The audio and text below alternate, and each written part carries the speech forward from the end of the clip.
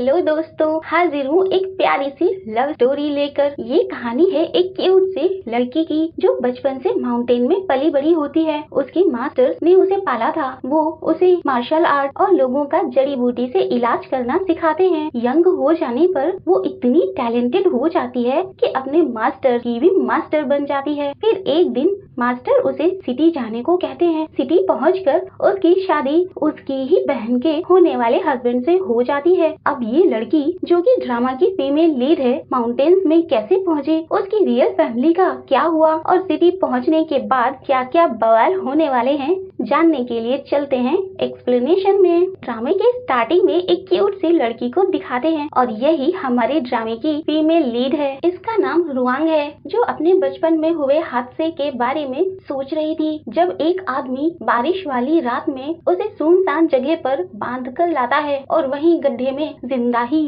दफना देता है। दिखाते हैं ये आदमी कोई और नहीं, रुआंग का रियल डैड होता है। डैड एक नंबर का लालची और धोखेबाज था। रुआंग की मॉम से शादी उसने प्रॉपर्टी हासिल करने के लिए की थी। मॉम के मरने के बाद उसके नाना की प्रॉपर्टी रुआंग के नाम हो जाती, इसीलिए उसने अपनी ही बेटी को मार दिया। डैड की मिस्ट्रेस भी होती है और उससे एक बेटी भी थी। उसके जाने के बाद कई बुरे मास्टर्स आते हैं और रुआंग को अपने साथ माउंटेन्स में ले जाते हैं क्योंकि रुआंग जिंदा थी।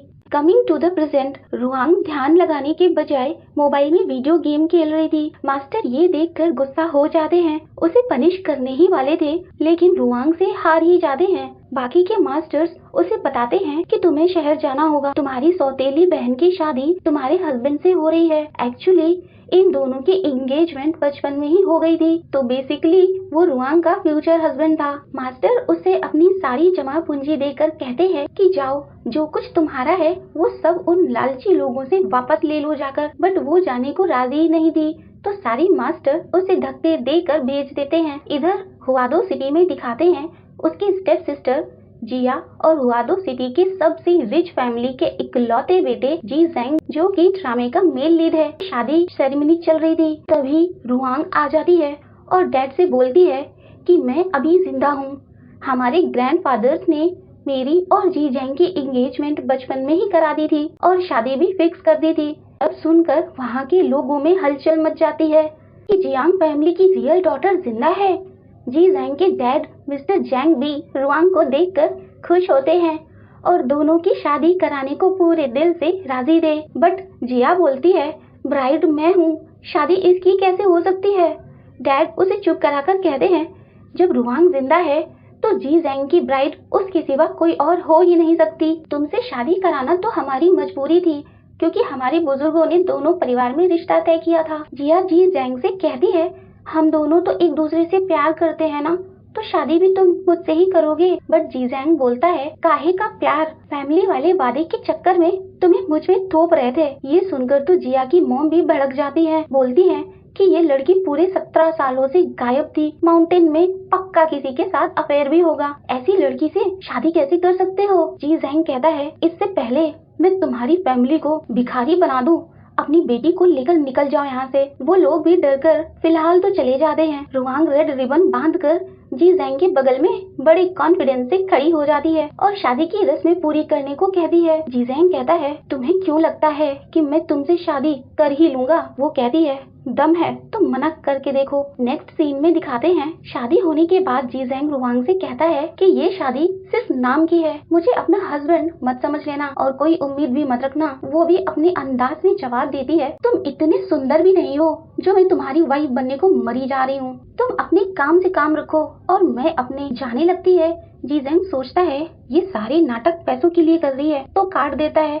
बट उल्टा रुआंग ढेर सारे कार्ड उसके मुंह पर मार देती है, जैसे चाहे वैसे खर्च कर लेना, और फुल एटीट्यूड में चली जाती है। जी जैंग तो बस देखता रह जाता है। रुआंग सोने के लिए बेड पर आती है, तभी उसकी फ्रेंड चेन चेन की कॉल आती है। वो बताती है, तू वहाँ घर पर है और यहाँ तेरा नया नवेला हस्बैंड बार में लड़कियों के बीच मजे कर रहा है। रुआंग बार की लोकेशन भेजने को कहती है। फिर फुल टू टॉम बॉय के गेटअप में रेडी होकर बार में पहुँचती है, जहाँ जी जैंग और उसका फ्रेंड कई लड़कियों के साथ बैठे थे। वहीं जिया भी होती है, जिसे देखकर जी जैंग जाने लगता है। तभी सामने रुआंग को देखता है। वहाँ बैठे सभी हाई प्रोफाइल वाले लोग रुआंग के बारे में बोलने लग जाते हैं कि फोर्थ मास्टर की शादी इस गंवार से हुई है।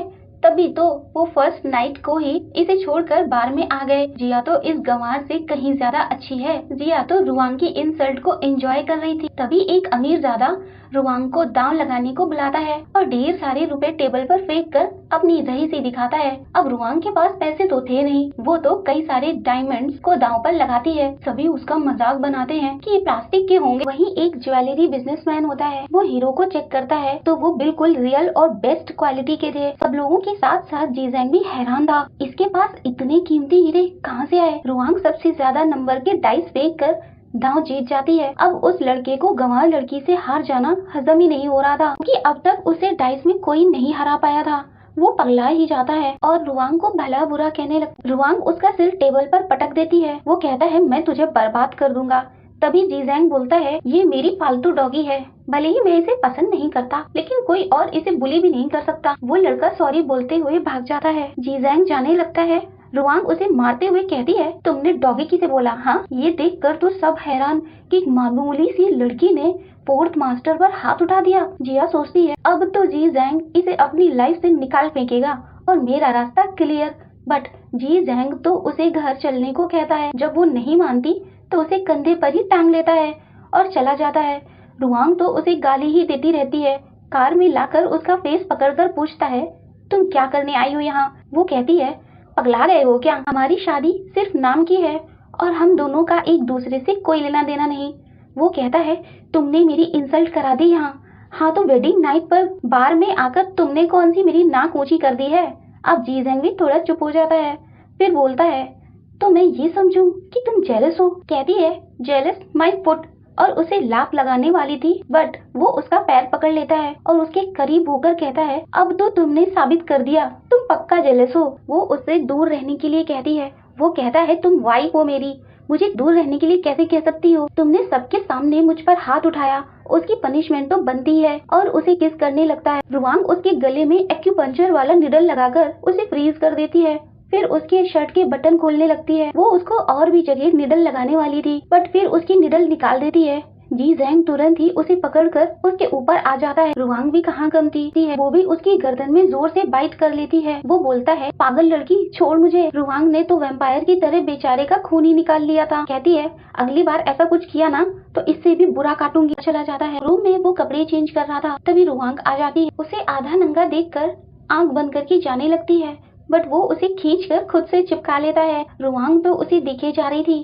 जीजेंग कहता है एक तरफ तो गुस्सा दिखाती हो, दूसरी तरफ ऐसे मौके की तलाश में रहती हो। तुम्हारा दिमाग खराब है क्या? मैं तो ये बताने आई थी कि कल मॉम डैड से मिलने पुराने घर जाना है। जीजेंग के दिल की घंटी तो बज चुकी थी। रुआंग अपनी इन लॉज को टी सर्व करने की रस्म पूरी करती है। मॉम उसे ज्वेलरी से भरा बॉक्स गिफ्ट करती है। तभी जिया और उसकी मॉम आते हैं। जिया उससे ज्वेलरी बॉक्स छीन लेती है। कहती है बेशरम गंवार कहेंगी, पहले तो तूने मेरा हस्बैंड छीन लिया, अब मेरे हिस्से की गिफ्ट भी लेने आ गई। डैड जिया को चुप रहने को कहते हैं। रुआंग कहती है डैड इसे मुझे हैंडल करने दीजिए। हाँ तो क्या कह रही थी तुम? मैंने तुम्हारा हस्बैंड छीना है? बेअकल बददिमाग, यहाँ सबको पता है कि मेरी जीजेंग से एंगेजमेंट हुई थी। जिया तो अब उसके पेरेंट्स की इंसल्ट करने लगती है तो वो खींच के रैप्टा धर देती है। कहती है अब कुछ भी बोली ना तो तेरी जबान खींच लूंगी। अब जिया की मॉम अपनी बेटी की साइड लेकर लड़ने लगती है। रुआंग उन्हें भी करारा जवाब देती है। वो जीजेंग की मॉम से कहती है देखा आपकी बहू ने क्या किया, एक नंबर की जंगली है, आप लोगों को इसे पनिश करना चाहिए, आखिरकार हम सब फैमिली ही हैं। जीजेंग की मॉम जिया का फेस देखती हैं। ओहो बेचारी का तो मुंह ही सुझा दिया। रुआंग ऐसे नहीं करते, अगली बार थोड़ा धीरे मारना। मॉम जिया को 200 रुपए देती है कि मलहम पट्टी करा लेना। रुआंग कहती है मुझे नहीं पता था कि तेरे थोबड़े की वैल्यू सिर्फ 200 रुपए ही है। मतलब दोनों सास बहू ने जमकर बेइज्जती के जूते भिगा के मारे थे। अब जिया जीजेंग के पास अपनी अपील लेकर जाती है। वो भी रुआंग की ही साइड लेता है और उसे रुआंग से माफी मांगकर बाइज्जत वो बॉक्स वापस करने को कहता है। ना चाहते हुए भी जिया को वैसा ही करना पड़ता है, लेकिन अंदर ही अंदर गुस्से से उबल रही थी। फिर वो दोनों वहाँ से चले जाते हैं। रुआंग अपने घर आती है। वहाँ बचपन में मॉम के साथ बिताए हुए पल याद करती है। देखती है घर के गेट पर उसके डैड के नाम की नेम प्लेट लगी है। जीजेंग उसे एक पत्थर उठा के देता है। वो सोचती है इसे कैसे पता चला कि मैं नेम प्लेट तोड़ना चाहती हूँ। वो पत्थर से नेम प्लेट तोड़ देती है। टूटने की आवाज सुनकर वो लोग बाहर आ जाते हैं और बहुत ज्यादा गुस्से में थे। जिया तो अपनी गार्ड्स बुला लेती है, लेकिन रुआन उन सब की गर्दन पर मारकर उन्हें फ्रीज कर देती है, जिसे देखकर सबके होश उड़ जाते हैं। वैसे मुझे तो हंसी आई थी। जिया कहती है, डैड इसने मेरा हस्बैंड छीना है, आप या तो इसे पनिश करो या सॉरी बोलने को कहो। डैड कहते हैं, अभी के अभी जिया से माफी मांगो। रुहान कहती है, आप इस नाजायज औलाद से माफी मांगने को कह रहे हैं, आप तो खुद बाप कहलाने के लायक नहीं, अपने ससुर यानी मेरे नाना की प्रॉपर्टी पर कब्जा किए बैठे हैं। डैड उसे वहाँ से जाने को कहते हैं। वो कहती है, जाएंगे तो आप लोग ये घर खाली करके नाना के 60 बिलियन युआन भी वापस करेंगे। मेरी मॉम ने बिल्डिंग की छत से कूदकर जान दे दी और आपने इस नाजायज की माँ से शादी कर ली। ऐसा लगता है कि मेरी मॉम की डेथ में आप लोगों का ही हाथ था। जिया कहती है, मेरे मॉम डैड एक दूसरे से प्यार करते थे, मिस्ट्रेस तो तेरी मॉम थी। रुआन इस बार इतना जोर का तमाचा मारती है कि उसके मुंह से खून आ जाता है। रुआन डैड को 3 दिन के अंदर 60 बिलियन और वो घर वापस करने का टाइम देकर चली जाती है। जीजैंग उसके लिए कार का डोर ओपन करता है, फिर कहता है, तुम्हें जब भी मेरी मदद की जरूरत पड़े बेहिचक बोल देना, लेकिन वो रूडली मना कर देती है। फिर उसे एक एड्रेस देकर वहाँ ड्रॉप करने को कहती है। बताती है, मेरे मास्टर ने मेरे नाम एक बड़ा सा हॉस्पिटल किया है। वहाँ पहुँचकर देखते हैं हॉस्पिटल के नाम पर एक छोटी सी मेडिसिन की दुकान ही थी। जीजैंग कहता है, तो ये है तुम्हारा बड़ा सा हॉस्पिटल। अब रुआंग भी क्या कहती, उसका खुद का पोपट हो गया था। सोचती है, मास्टर ने क्या किसी तरह का बदला लिया है, हॉस्पिटल के नाम पर ये दुकान पकड़ा दी और मुझे यहाँ इनफर्टिलिटी का ट्रीटमेंट करना होगा। जीजैंग भी उसका मजाक बनाता है, कहता है, तो तुम यहाँ लोगों के बच्चे पैदा कराओगी, बकवास बंद करो। बच्चे पैदा नहीं कराती मैं, जिनके बच्चे नहीं होते उनका ट्रीटमेंट करती हूँ। और गुस्से में अंदर चली जाती है। जीजैंग भी उसके पीछे पीछे जाता है। वो उसे दुकान बंद करने को कहता है, बट वो मना कर देती है। उसे पकड़कर फिर से बंद करने को कहता है, वो फिर गुस्से में मना कर देती है। वो सोचता है गुस्से में भी कितनी क्यूट लगती है और उसके गाल पकड़कर खींचने लगता है। वो उसे यहाँ से जाने को कहती है। तभी एक आदमी मास्क और कैप लगाकर आता है, जिसे दोनों ही पहचान जाते हैं कि ये जीजैंग का फ्रेंड मुजुई है। वो मास्क उतार देता है, पूछता है, तुम लोग यहाँ क्या कर रहे हो? रुआन बताती है, ये मेरा क्लिनिक है, मैं यहाँ की डॉक्टर हूँ। वो हंसने लगता है, डॉक्टर, वो भी सिर्फ 20 साल की, क्या मजाक है। और जीजैंग से कहता है, तुम्हारी वाइफ के सिर पर क्या कोई चोट लगी थी, जो खुद को चाइनीज मेडिसिन का डॉक्टर बता रही है? रुआंग कहती है, तुम्हारी आंखों के नीचे काला पड़ गया है और तुम्हारे प्राइवेट पार्ट में भी स्वेलिंग है। अगर तुमने इलाज कराने में और देर की तो तुम कभी बाप नहीं बन सकते। फिर बैठकर हंसते रहना। ये सुनकर तो वो दोनों ही हैरान हो जाते हैं, लेकिन मुझे फिर भी इनकार करता रहता है। कहता है, मैं बड़े से बड़े हॉस्पिटल में जाकर अपना चेकअप कराऊंगा, और चला जाता है। जीजैंग कहता है, कोई तुम्हारी बात पर यकीन नहीं करने वाला। वो कहती है, बहुत जल्द वो वापस यहीं आएगा। जीजैंग उसे टीज करते हुए कहता है, अगर तुम इतनी बड़ी काबिल डॉक्टर हो तो बताओ मुझे कितने बच्चे होंगे? वो कहती है, 2 बच्चे होंगे तुम्हें। वो तो खुश उसे हार्ड वर्क करने को बोलकर वहाँ से चला जाता है। रुआन सोचती है, इसका पेज ढीला है क्या, ऐसे बिहेव क्यों कर रहा है? रुआन नहा रही थी, देखती है टॉवल तो भूल ही गई। फिर जीजैंग को टॉवल लाने को कहती है। जीजैंग धड़धड़ाता हुआ सीधा बाथरूम में ही चला आता है। वो कर्टन के पीछे से बोलती है, देख क्या रहे हो, टॉवल दो, मैं तुम्हारा हस्बैंड हूँ तो थोड़ा सा देख लेने में क्या प्रॉब्लम है? वो कहती है, दफा हो यहाँ से। अच्छा, काम निकल गया तो भगा रही हो? उसे गोद में उठा लेता है और बेड पर लाता है और खुद उसके ऊपर आकर उसे पकड़ लेता है। वो सोचती है, अगर मास्टर ने इसे मारने से मना न किया होता तो मैं इसकी चटनी बना देती। जीजैंग उसे बहुत प्यार से टच करता है। किस करने ही वाला था कि वो उस पर पेपर स्प्रे मारकर उसे दूर कर देती है। क्या तुम मुझे मार देना चाहती हो? अब तुम जा रहे हो या मैं? वो चला जाता है।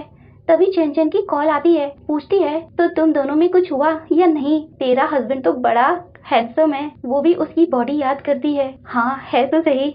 ओ तेरी, ये क्या सोच रही हूँ। फिर दोनों शॉपिंग करने आई थी। वहीं जिया भी आ जाती है। तो फटीचर इतने महंगे मॉल में क्या कर रही है, और तुम लोग किसी भी अरे गहरे को मॉल में घुसने देते हो? ये सारी ड्रेस मेरे लिए पैक कर दो। चेंचन कहती है, ओ मिस्ट्रेस, ये जो तू पैसे वाले होने का नाटक कर रही है ना, सारे पैसे रुआंग के ही हैं, जिनसे तूने अब तक खूब ऐश की। बकवास बंद कर, ये सारे पैसे मेरे डैड की कमाई के हैं। वो डैड को कॉल करके 50 मिलियन ट्रांसफर करने को कहती है। डैड कहते हैं, नालायक, एक तो हमारा बिजनेस डूबने वाला है, ऊपर से 60 बिलियन उस रुआन को देने हैं, वरना वो हम पर केस कर देगी। तो फिजूल खर्ची बंद कर। जिया का तो मुंह ही धुआं हो जाता है। रुआन कहती है, ये पूरा का पूरा स्टोर मैं खरीद रही हूँ। वो कहती है, तुम्हें पता भी है कितना महंगा है ये स्टोर। जैंग फैमिली के पैसे उड़ाना बंद कर। वो कहती है ये मेरे खुद के पैसे हैं, अगर तूने और बकवास की तो मैं तेरा मुंह कूट कर भूसा बना दूंगी। रुआन किसी को कॉल करके बुलाती है। एक हैंडसम सा लड़का आता है। चैन चैन उसे देखकर तो उस पर फिदा हो जाती है। रुआन कहती है सीनियर आप यहाँ कैसे? वो टिपली मारकर कहता है इस स्टोर के ट्रांसफर पेपर लाया हूँ और तुम्हें मिस भी कर रहा था। जिया की फ्रेंड उन दोनों की पिक ले लेती है। कहती है रुआन तू तो बड़ी बेशरम निकली, जैंग की पीठ पीछे ये गुल खिला रही है। रुआन उसको तमाचा धर देती है। बोला था ना इस बार मुंह तोड़ दूंगी, ये ले मुंह ठीक करा लेना जाकर। वो दोनों चली जाती हैं। रुआन भी घर आ रही थी, उसका कुछ लोग पीछा कर रहे थे। वो कार रोकती है। कहती है भिखारियों ने भीख मांगने का स्टाइल बदल लिया क्या? गुंडा कहता है तू है तो बहुत ब्यूटीफुल, इसीलिए तुझे मारेंगे नहीं, हमारे साथ चल मजे करते हैं। वो कहती है तू बोलता बहुत है, कुछ कर भी पाएगा या नहीं ये बात है। वो आदमी आगे बढ़ता है लेकिन रुआन उनको निडिल घुसा देती है। कुछ वहीं ढेर हो जाते हैं तो कुछ जान बचाकर भाग जाते हैं। वो डैड को कॉल करके कहती है गुंडे भेजकर बहुत बड़ी गलती कर दी, अब कल ही सारा पैसा और घर के पेपर्स मुझे चाहिए वरना जेल जाने के लिए तैयार हो जाओ। इधर इन दोनों की पिक जी जैंग को भेज देते हैं। वो तो गुस्से से भर जाता है और रुआन को खींचता हुआ बेडरूम में लाता है। कहता है तुम मेरी हो, किसी और से हेल्प कैसे ले सकती हो, और उसे फोर्सफुली किस करने लगता है। रुआन छुड़ाने की कोशिश करती रहती है। फिर जीजैंग कुछ सोच कर रुक जाता है। वो उसे अपने ऊपर से हटाती है और थपड़िया देती है अभी के अभी मेरे रूम से बाहर निकलो। वो कहता है मेरा किस करना तुम्हें इतना बुरा लगा, उस लड़के के साथ तो तुमने ना जाने क्या क्या किया होगा। रुआन कहती है तुमने ही कहा था ना कि किसी की लाइफ में इंटरफेयर नहीं करेंगे, तो शादी को तो तुम मानते ही नहीं हो, तो फिर ये घटिया हरकत क्यों? मैं तुम्हारी शक्ल भी नहीं देखना चाहती, चले जाओ यहाँ से। रुआंग पछताओगी तुम। ये बोलकर वो चला जाता है। वो फोटो वाला लड़का कौन है और रुआंग के साथ रास्ते में क्या हुआ सब पता करके मुझे बताओ।